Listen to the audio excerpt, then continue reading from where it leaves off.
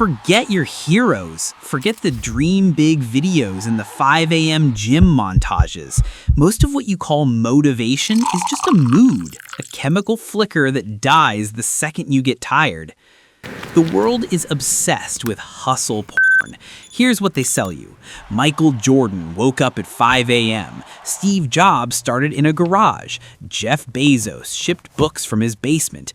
Bill Gates dropped out of Harvard. Dream big, hustle harder, believe in yourself. Cool story. Now let me tell you why that's expensive garbage wrapped in inspiration quotes. Because while you're busy manifesting abundance and watching highlight reels of billionaires, there's a guy who looked at rockets, literal rockets built by NASA, the organization that put humans on the moon, and said, why don't these things come back like trucks? Not a rocket scientist, a programmer, a guy who made money from online payments and decided the entire aerospace industry was doing it wrong. And then he actually did it. Let's talk about what you're actually being sold. Morning affirmations, vision boards, the law of attraction, positive vibes only. If you can dream it, you can achieve it. Here's the translation. Sit still, think happy thoughts, and the universe will deposit success into your bank account. Congratulations, you just bought a lottery ticket and called it a business plan. The self-help industry is worth billions because it sells the one thing everyone wants, results without the actual work. Just believe hard enough, visualize hard enough, say it out loud in the mirror every morning. I am a successful entrepreneur. I am abundant. I attract wealth. Cool. Now what? Oh, nothing? Just keep saying it? Keep visualizing? Keep putting pictures of Lamborghinis on your wall? Meanwhile, there's a guy who didn't manifest anything.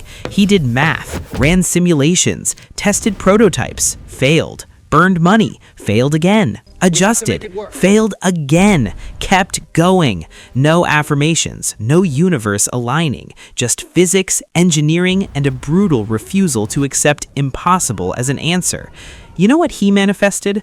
A rocket landing itself, not in his journal, in reality. The difference between manifesting and engineering is about $100 million in rocket fuel and the willingness to watch it explode. We've been sold the wrong blueprint.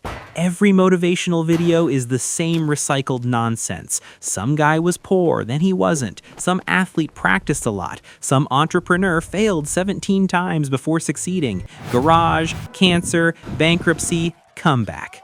Great. What's the instruction manual? Dream big, they say. Okay, so does every kid who wants to be an astronaut, a rapper, or the next Zuckerberg. Millions dream big. Most die with their dreams on a hard drive nobody opens. The real question isn't how big you dream, it's what you're actually doing when nobody's watching and nothing's working. Here's the thing they don't tell you. Jeff Bezos optimized what already existed. He made shopping easier. Steve Jobs made computers prettier and forced you to use them his way. Bill Gates locked software into a box and sold the box to everyone. All brilliant, all disruptive, all safe compared to what comes next. Let's be clear about what actually happened. Elon Musk, a guy who wrote code, not equations for orbital mechanics, looked at the aerospace industry and said, "You're all doing this wrong." Not just wrong, stupid wrong. NASA, with decades of the world's best engineers, had decided reusable rockets were impractical, too complex, too expensive, not worth it. The entire industry agreed. Rockets were disposable. You launch, they fall into the ocean, you build another one. That's just how it works.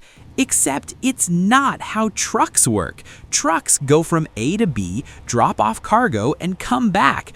Rockets go from A to B, drop off cargo, and explode into the ocean. Why? Nobody had a good answer. Just that's how it's done. So this man, who had no business being in the rocket business, decided to make them land vertically on a floating platform in the ocean. Do you understand how insane that sounds? It's like watching a 20-story building take off, go to space, and then gently come back down and park itself. The first time it worked, it looked like a glitch in reality. At the same time, same guy, same lifetime, he also decided Toyota, Nissan, Ford, GM, and every car company on the planet was too slow on electric vehicles, so he forced them into a war they were avoiding. Now every automaker is scrambling to build EVs because one man made it impossible to ignore. Batteries were too expensive, so he didn't just build better batteries, he triggered a global battery war that collapsed costs faster than any forecast predicted. Oh, and he helped build PayPal, which reshaped online payments before any of this even started. One guy.